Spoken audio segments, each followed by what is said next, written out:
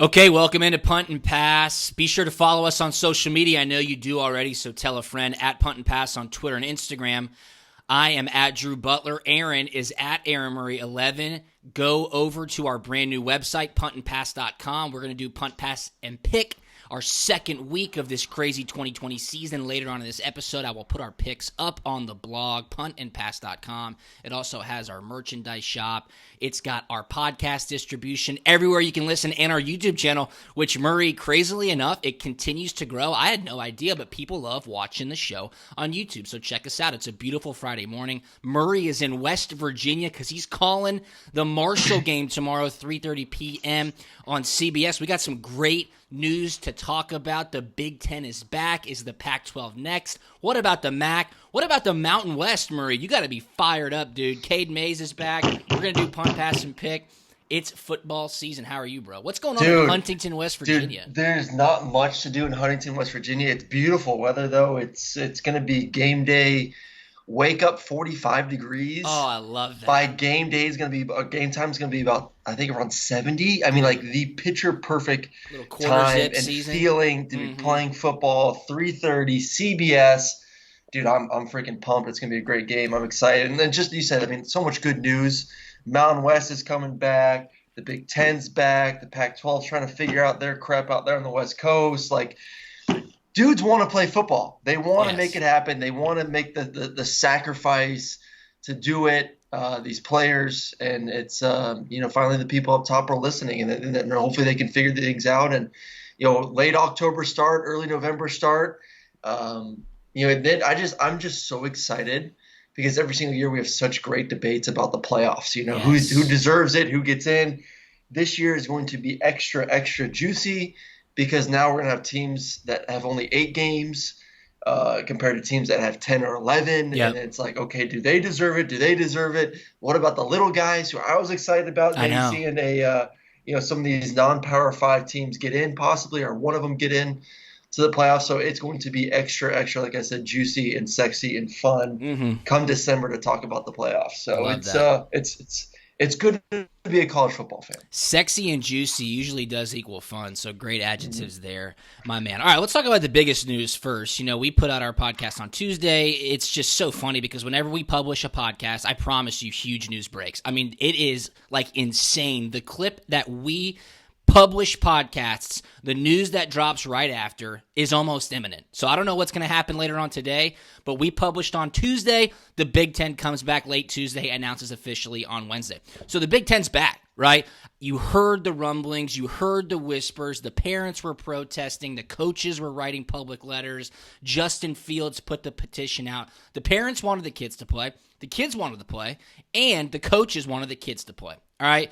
Let's just head over to the USA Today. Let's see what they think about the entire situation. And Murray, put your seatbelt on. I'm about to go on a huge rant. First, Christine Brennan. Okay? Christine Brennan. Never heard of her. God bless her. I guess she's a columnist over at USA Today. She had said a couple of weeks ago how she couldn't even watch college football. All right, she wrote an article, she wrote an opinion editorial saying she turned the games on. She was so disgusted with what was happening because of the safety threat and the imminent danger that she had to turn it off. First time in 20 plus years. Christine Brennan, never heard of you, don't care. All right, then she comes back and writes this headline. This is a real headline after the Big Ten announced they were going to play college football in 2020. This is real. This is not satire. This is not made up. And I quote, 4 of the worst sex abuse scandals in U.S. history, Jerry Sandusky at Penn State, Larry Nassar at Michigan State, Richard Strauss at Ohio State, Robert Anderson at Michigan. All that evil, all on Big Ten campuses. Chilling. Today is about an awful conference-wide sports decision. She literally says, that the Big Ten choosing to play college football in 2020 is the worst decision in Big Ten Conference history, comparing it to child sex abuse a la Jerry Sandusky and rampant sexual abuse a la Larry Nassar at Michigan State. And there are others. She compares playing football to sex abuse scandals and says it's a worse decision. That is absolutely mind-blowing. That should be a fireable offense, and I am not speaking in hyperbole. That is craziness. But the wildest thing is you're not even surprised at this point. No, you can't. I mean, how can you be surprised by what anyone says nowadays? I mean, I don't know how you can literally be sitting at your house and say, "Oh, let's compare these two things because they're so similar." Like, What? I don't know. She must have just been so desperate for Drew Butler to go on a rant about her that she's like, "Oh, there's this crazy dude in Atlanta that insanity is going to go off on me. So let me give him some action to talk about today." It makes no sense. It's a headline grabber. It's just greed and stupidity and wanting clickbait. That's all it is, because you can't compare the two. Apples and oranges, two completely separate issues, not even near each other. And the fact that you're trying to combine them into an article is, once again, like I said, it's clickbait and it's desperation. That's all it is. And it's stupidity, straight stupidity. But 2020 is all about the craziness. So I say this with empathy and sympathy. During the times that we're in right now, obviously we're headed towards a recession. It'll last for a few years. We're dealing with a pandemic. People are in dire straits all across the nation. I understand that. Okay? Christine Brennan should be fired for writing that. I'm not even kidding you. So bad. She should lose her job. That's insane. Who's her editor to allow this to be the hell knows? Put out there?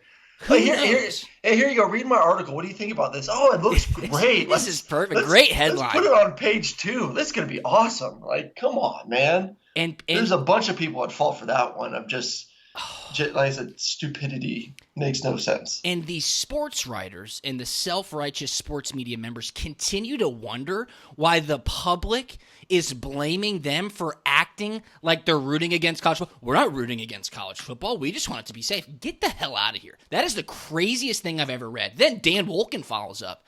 Dan Wolken, my favorite guy in sports media. I mean, this dude is the definition of miserable. He writes this, okay? This was his headline. Column, Big Ten got played by President Trump and the White House is eager to celebrate. All right, hold on. Murray, you and I talked about it right here on Punt and Pass. As soon as President Trump tweeted out that he called Kevin Warren, the Big Ten commissioner, and said, we want college football to be played, anybody with a brain on their shoulders, a brain inside their skull said, wow, President Trump, whether you like him or not, right or left, is playing politics, because this was a winning issue for him. If he got Big Ten football back, he says, I did it. And if he didn't get Big Ten football back, he says, I tried. They didn't listen. I am fighting for the people of Big Ten country. Dan Wolken sits there and goes, President Trump played the Big Ten. No. The Big Ten played themselves by making this crazy-ass decision to cancel everything at the end of July. At the beginning of August, Dan Wolken's derangement, which you can follow on Twitter, has blinded him from seeing common sense, from having common sense. Most saw this coming from a mile away as soon as Trump made the phone call. Kevin Warren, his weak leadership from the beginning is to blame. The Big Ten played themselves. This is not a political issue. Trump made it political because he knew that he could push him around and make this a win for his campaign, which he did, and guess what? Big Ten football's back. It's just nuts, man. It's crazy. Well, yeah, it's their own fault. We've been saying it from the very beginning. They made the decision way too early. They put themselves in a terrible situation when you got other major conferences playing football. You have the NFL playing football. You have high schools playing football. And you're sitting back on the sideline and saying, oh, man, why did we make a decision on August 10th? So, yes, big win for Trump. Yes. And then good for him for taking advantage of the situation. It's but it's politics. It's not his fault. You shouldn't blame him, get mad at him. The Big Ten, they were premature with the whole situation. Should have let it play out a little bit longer. Like I said, we've been saying that Sankey is – the man in this situation, and he's the one that continues to look better and better, I think, every single day, the way he's handled the entire situation. So bad on Big Ten. Listen, good, like I said, good for Trump, man. He took advantage of a situation, and most importantly, at the end of the day, the real winners of this whole thing are the players, these kids. Amen. Let's not forget about that. We want to talk about the commissioner and the president, blah blah blah blah. these players deserved an opportunity to play this year. They deserve to hear their voices or their voices to be heard. And they did, and they get an opportunity to play and go out there and compete. Even though it is an 8-game season or a 9-game season, it's still football. It's not going to be 2 seasons in 2021, which is so stupid in my mind. I'm glad we're not doing that. I mean, to say, hey, you're going to get ready and play 2 seasons in one calendar year is idiotic. So I'm just really happy for these players. I'm happy it's going forward. And everyone gets to play football in 2020. It's a beautiful thing. Amen. Look, it's a dog-eat-dog world. Trump saw blood in the water with Kevin Warren and absolutely ate his lunch. But that's not the reason why they're playing. Murray, you just said it. It's because the players wanted to play and got vocal about it. It's because the coaches wanted the players to play and got vocal about it. It's because the parents of the players protested at the Big Ten headquarters saying, give our kids at least the option to decide if they want to play or not. So they're playing 8 games starting October 24th. That conference championship game is December the 19th, the same weekend as the other conference championship games. Yes, they will have played 2 less games, but I was on SEC Today with Murray yesterday on Sirius XM channel 374, and you asked me, what's going to happen? And I said, look, if Ohio State goes 8-0, they're in. That's a no-brainer. How will this affect Justin Fields' Heisman campaign? I have no idea. If they do lose 1 game, Aaron, it will all depend on how they lost it. Are they going to get blown out on the road at Purdue like they did 2 years ago, or lose an overtime battle against Penn State? If it's an overtime battle, they're in. If it's a blowout against a bad team, they may be out if an American Athletic Conference team goes undefeated. But will the Pac-12 come back? They're eyeing an October 31st first start. Will the I don't think Mountain West anyone's come very back? confident. There's no one very It's all confident in the about money. Pac-12. It's all about Well, I'm not money. talking about just them making it to the playoffs. I think if we're going to talk about playoffs real quick, yes, Big Ten Yes. and Big 12, because that conference looked atrocious week 1. They both better step it up and have really good seasons. I still want to see maybe an American team. Maybe I don't think the Mountain West, because of an 8-game schedule, is going to be able to put a team in. But I think an American team could. UCF, Memphis, Cincinnati, teams like that have a chance if they obviously it's harder now because the Big Ten's in. They need the Big Ten or the Big 12 to drop, because I think Clemson's a lock. I mean, Clemson literally 100%. something crazy in this world, in which a lot of craziness has happened. But that entire team has to get pretty much sick and not be able to play and lose a football game for them not to be considered into playoffs. They are the best team in the country. I don't think anyone with a head on their shoulders that knows football knows that Clemson is the best team in the country. They are going to be in the playoffs. Alabama most likely is going to be in the playoffs. And Oklahoma looks good, and who knows what happens to that conference. But both them and the Big Ten, I think, must play really well and have an undefeated team or a team with 1 loss, like you said, with a close loss, to be able to get in there at the end of the day. So I'm still cheering for the little guys. I'm hoping they get a shot, but obviously it does hurt a little bit adding in the Big Ten right now. I don't think the Pac-12 has a chance. I don't really see anyone on that conference. No, in my mind, games. That could play an 8-game season and get in. It's going to have to be an Ohio State or Michigan type brand for sure to get in from that conference with just 8 games or 9 games. They're playing 9 games this year. Gotcha. And luckily, they have the daily rapid testing, which is the entire reason why they're going forward. So I am thrilled that this is happening. It looks like we're going to have a ton of college football to break down all fall long, Murray. That makes me very happy. And again, it's all about the money. You think the Pac-12 sitting there going, oh my God, we got to put stuff on the Pac-12 network. We got to play in the Rose Bowl. We got to make it happen. So Pac-12, expect them to play as well. How about Cade Mays winning his appeal at Tennessee, Aaron? You text me that this morning. That's a big win for Jeremy Pruitt and this Volunteers offense. They have a really good offensive line. Trey Smith, the guard, is going to be a first-round pick. Cade Mays, obviously a former 5-star. He played at Georgia. He's got experience. We said this earlier, and I am on the Tennessee bandwagon. If Jim Chaney can develop a run game, it opens up his play calling, and he can be extremely effective. Jarrett Garantano is the biggest question mark, but big win for Tennessee. I am interested to see how they start their season, because I think that South Carolina-Tennessee game next weekend is the best one in the SEC, right in front of that Auburn-Kentucky matchup. Yeah, it's huge news for them. I just don't get the whole why some guys were getting the thumbs up for the transfers and some guys weren't. Because Like, the I mean, NCAA is it's just just it's so super. I just ridiculous. don't get the criteria they were looking at. Why Yes. does Georgia's JT Daniels get the transfer eligibility, but Cade didn't? And I don't know. This goes on and on and on for many years now of why some people get in, why some people don't. So good for Tennessee. That's a huge win. That offensive line is going to be really darn good. Probably top 2 or 3 offensive line in the SEC. Another big news. Um, Holinsky did not win the starting job at South Carolina. When did It's going that to be break? it's going to be Colin Hill is going to be the starting quarterback for South Carolina. Wow. So that's another big news. That's another big kind of twist in the plot for this game when these two match up next week. So I'm looking forward to that. And I kind of had the feeling Colin was going to be the guy. I mean, I go back 3 years ago, Bobo was just gloating about him. I mean, his arm strength, his talent. He just loves the kid. And even talking with Colin last year when I had one of their games versus Air Force, he was injured, but he's like, listen, I'm going wherever Bobo goes. We have a great relationship. I love his playbook. Wow. So there is that great feeling between the two of them. There's that trust right there, especially with a first-year OC at a new school. Or not first-year OC, but first year there at South Carolina with Coach Bobo.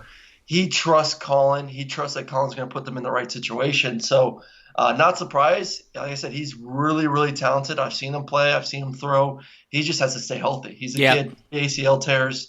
Been really unfortunate in his career, but if you can keep him healthy, he can make some noise first year, like I said, especially with the fact that he knows Coach Bobo's offense. I like that game a lot. Tennessee, South Love that Carolina, game. week 1 is going to be absolutely fantastic. Good little news break there on Punt and Pass. I did not see that news about South Carolina's starting quarterback. How about the other news that broke yesterday?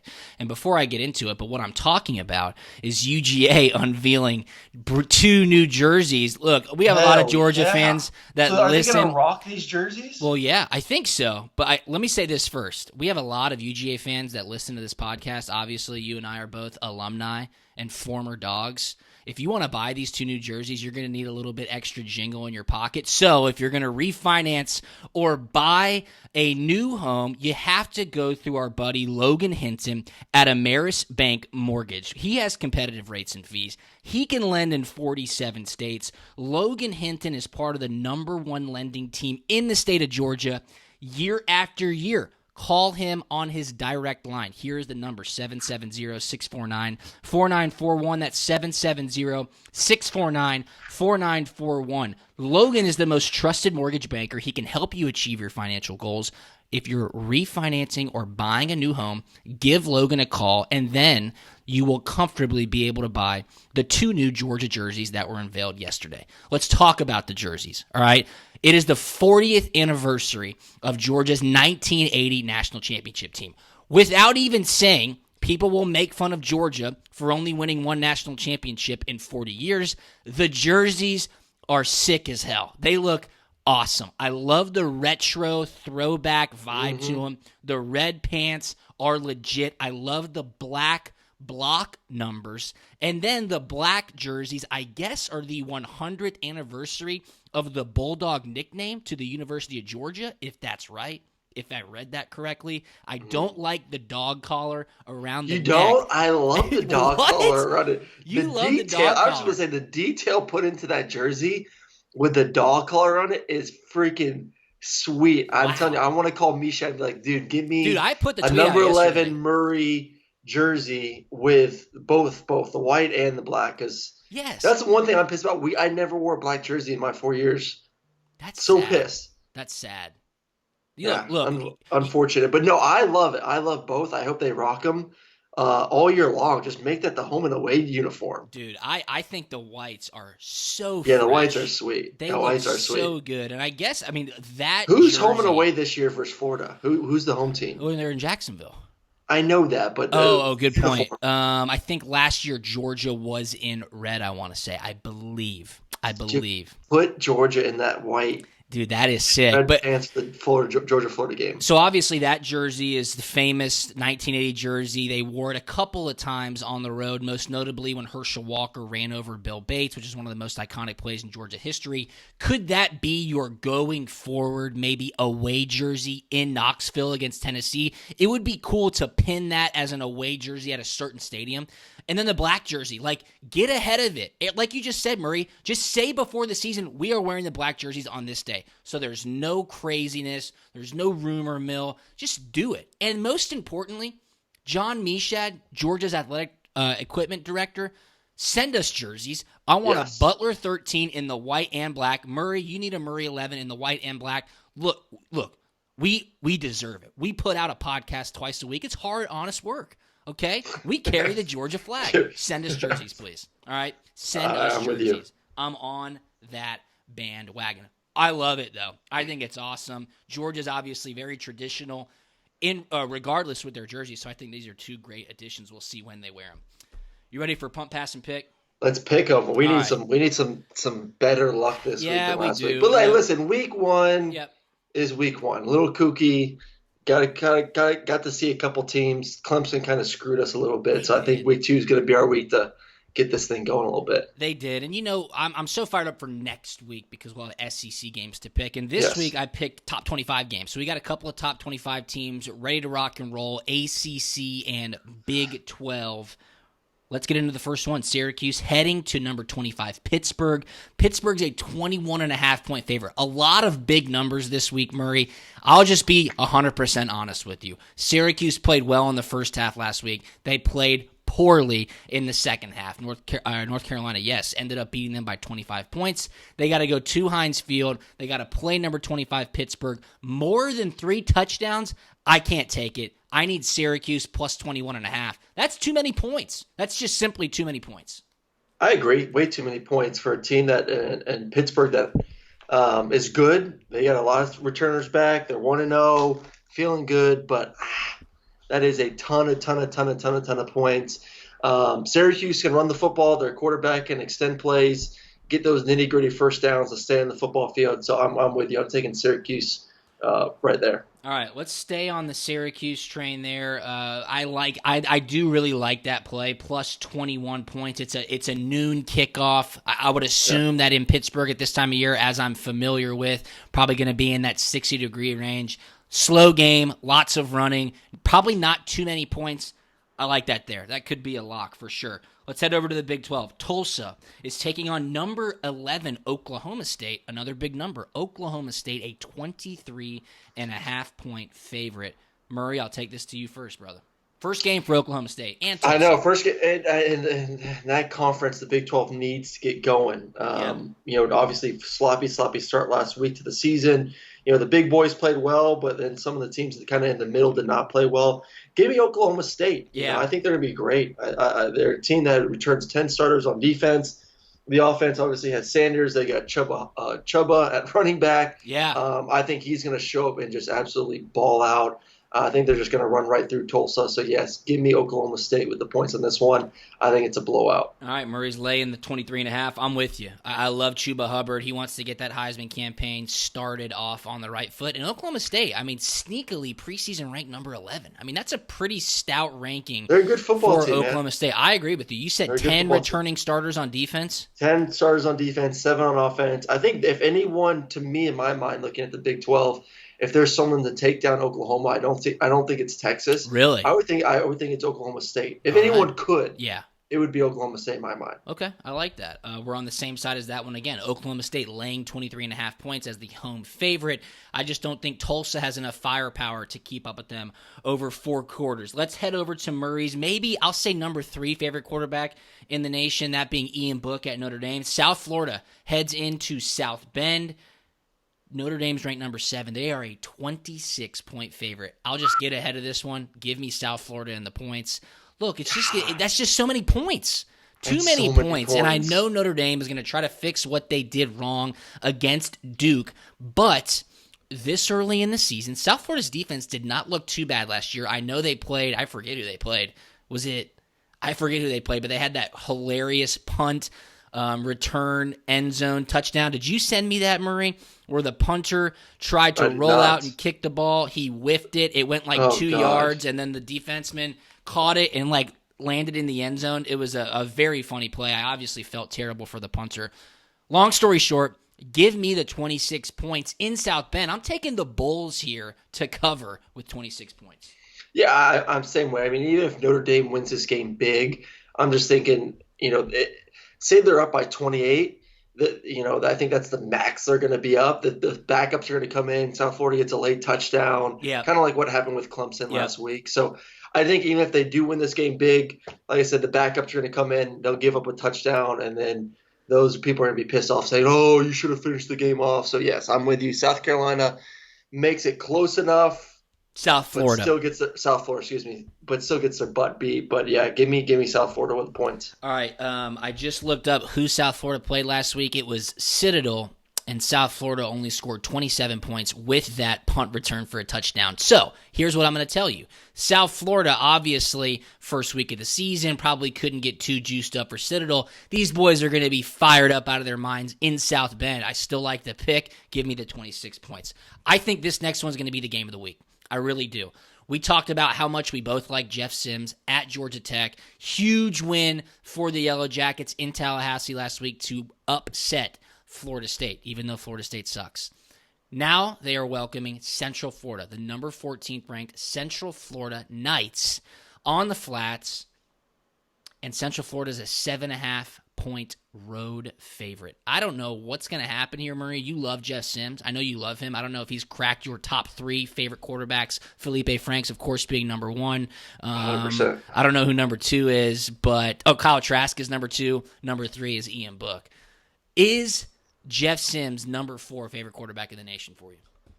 He's up there, man. It was funny. I was walking the dogs the other day and saw some guy with a Georgia Tech hat around the neighborhood, and I was like, "Hey, it's good to see you guys actually have a quarterback now." And he was just, I mean, he wouldn't shut up. He was so pumped. It's so nice. We're not running the triple option. We have a guy that can throw the football. It is exciting.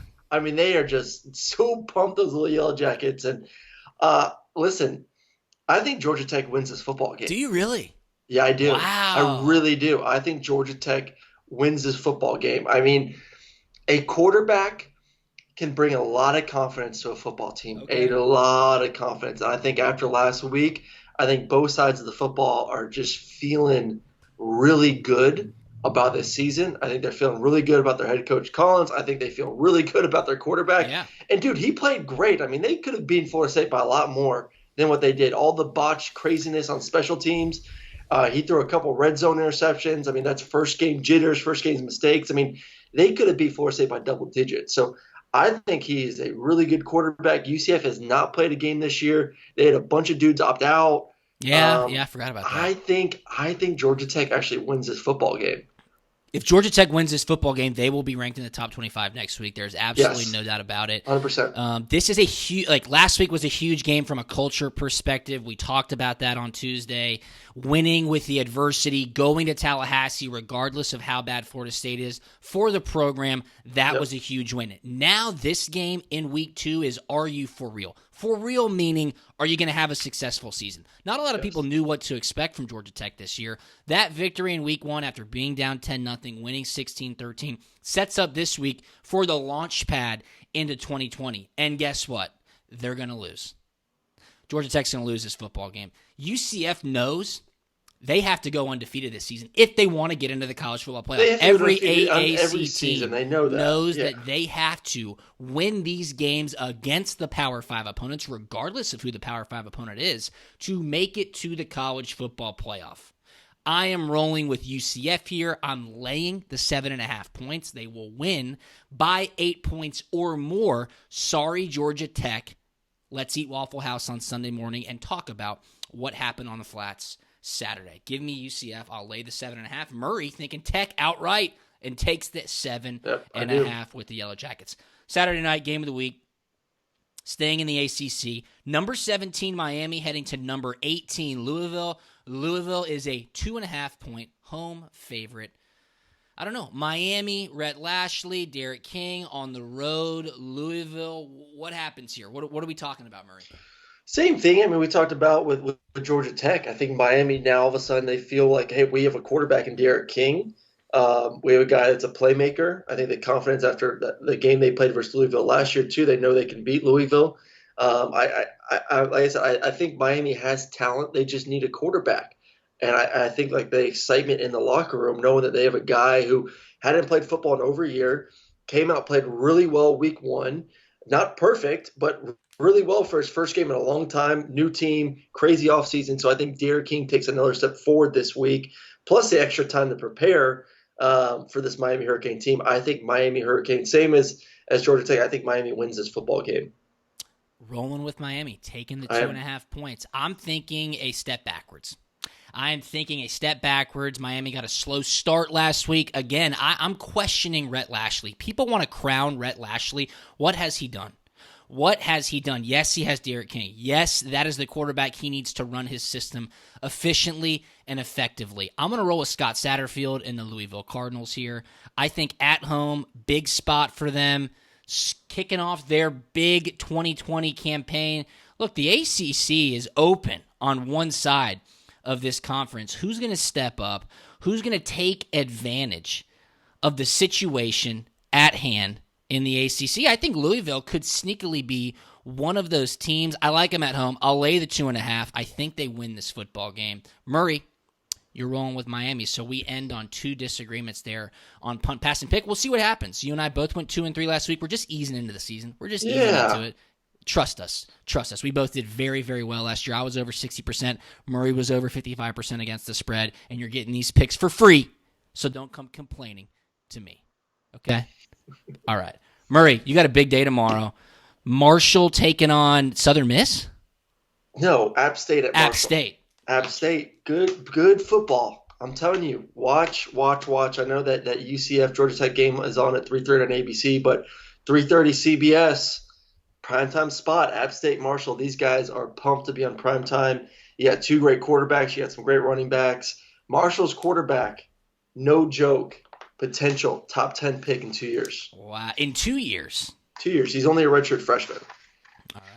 Anything on the way out? We'll be tuning in at 3:30 tomorrow for sure. No, I'm just stuck in this hotel quarantining. They don't let us leave. I have to Uber Eats everything to the hotel. All right.